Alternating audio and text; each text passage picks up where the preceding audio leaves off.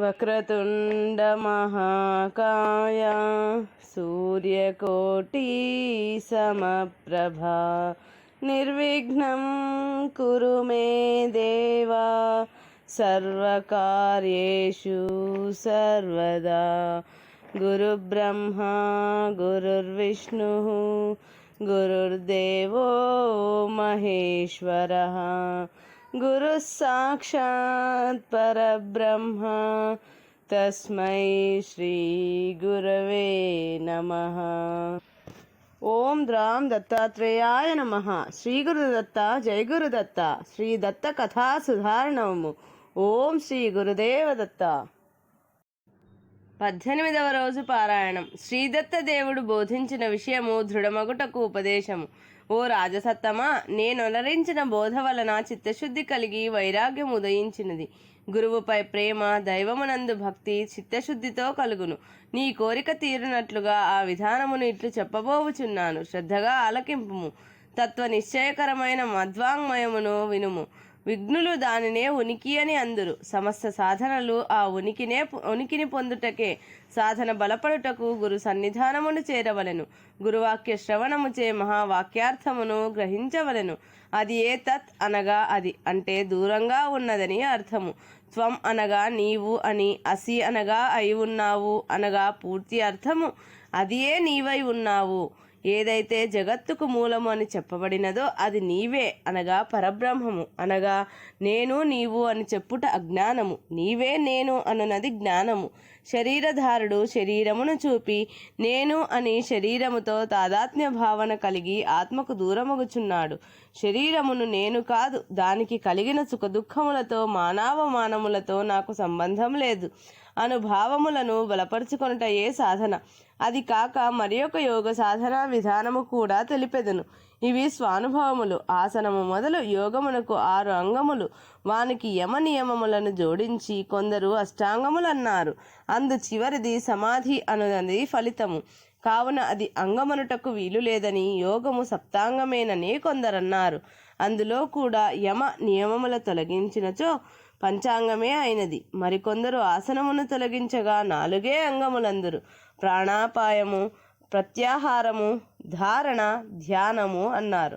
సమాధి కూడా సవికల్ప సమాధి, నిర్వికల్ప సమాధి అందురు. నియమాలు 10: శౌచము, ఆచమనము, స్నానవిధి, బ్రహ్మయజ్ఞము, జపము, తపము, దేవతార్చనము, సంతోషం, తీర్థయాత్ర, యజ్ఞములు. యమములు: బ్రహ్మచర్యము, అపరిగ్రహము, అహింస, అస్థేయము, సత్యము, మౌనము, అభయము, ఆస్తిక్య బుద్ధి, సిగ్గు, సంగరాహిత్యము. ఇవి ఉత్తముడైన నరునకు సాధనా సంపత్తిని కూర్చున్నవి.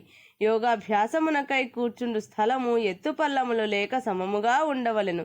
దర్భలాసనము, దానిపై వస్త్రము, సుఖాసనము అందురు. అనుకూలమైన ఆసనముపై కూర్చుండి వెన్నెముక, మెడ, తలను నిటారుగా ఉంచి నిశ్చలుడై ఉండవలెను. గురూపదేశం ప్రకారం ప్రాణాయామము అభ్యసించవలెను. అభ్యాసము చేత ప్రాణము, చిత్తము వశములోనికి వచ్చును. ఒక కాడికి కట్టిన 2 ఎడ్లను ఒకే లక్ష్యము వైపు సాగవలెనన్నచో వానికి శిక్షణ ఇచ్చువాడు జాగ్రత్తగా అప్రమత్తంగా ఉండవలెను. కొంతకాలము తర్వాత ఆ ఎడ్లు అదిలించకపోయినను అవి దారి బట్టి గమ్యమునకు చేరును. అట్లే యోగాభ్యాసమును ప్రాణాయామము ద్వారా సాధించవలసి ఉన్నది. ఏ వ్యక్తి సమస్త కర్మలను నాకు అర్పించునో వాడెట్టి అపాయమును చిక్కుకొనక వాయుజయమును పొంది యోగ సాధనలో తరువాతిదైన ధారణకు అర్హత పొందగలరు. ప్రాణాయామమునందు పూరకము, కుంభకము, రేచకము, శూన్యకము అనే అంశములను తెలుసుకొని గురు సన్నిధిలో చేయుట చేత యోగము త్వరగా ప్రాప్తించును. మనసును ఆత్మయందు నిలుపుటయే ధారణ. ఈ ధారణ యందు మనోదారుఢ్యము వ్యక్తమగుచుండును. దానిని అటునిటు పోనీయక నిలుపు ధారణ ధ్యానములన్నవి ఒకదానికంటే మరొకటి 12 రెట్లు అధిక శక్తివంతములని చెప్పెదరు. ఇట్లు నిరంతర ధ్యానము చెక్కు చెదరనప్పుడు దానిని సమాధి అందురు. అందు సమాధానమే ఉండును. సంశయములు ఉండవు. నేను, నాది అనునవి ఉండవు. ఆ స్థితిలో భగవంతుని లీలలు అనేకములు గోచరించవచ్చును. అవి అన్నియూ తన లీలలుగానే శోభిల్లును. వాటిని యోగి తన లీలలుగా బహిర్గతం చేసినచో కర్మబంధములందు తగులు కొనగలడు. ఇది ప్రమాదము. బ్రహ్మ సాక్షాత్కారమగునంత వరకు ప్రవృత్తి తొలగదు. యతి యొక్క మనసుకు ఈ విధముగా ప్రాణజయము కలుగుచుండగా అణిమాది అష్టసిద్ధులు వశమగును. వాటిని ఆదరించినచో యోగము అంతటితో ఆగిపోవును. బుద్ధిమంతులైన వారు వాటిని స్వీకరింపక ముందుకు పోయెదరు. ఆత్మానుభవ పర్యంతము నీకు వివరించితిని. దీనిని నీవు ఆచరించి సాధించవలనని ప్రబోధించి దత్తప్రభువు కార్తవీర్యుణ్ణి చూచి సర్వము నీ మనసును నిక్షిప్తము చేసుకొంటివా అని అడిగాడు. కార్తవీర్యుడు అంజలి ఘటించి, దేవా, నేనెంతో పుణ్యవంతుడను. నా మోహాంధకారమంతయు అంతరించినది.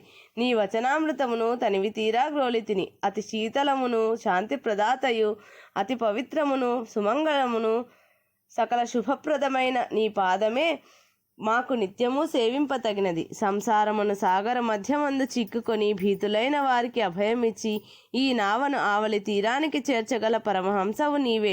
దివ్య ప్రభవ, నా భాగ్యం ఏమని చెప్పను.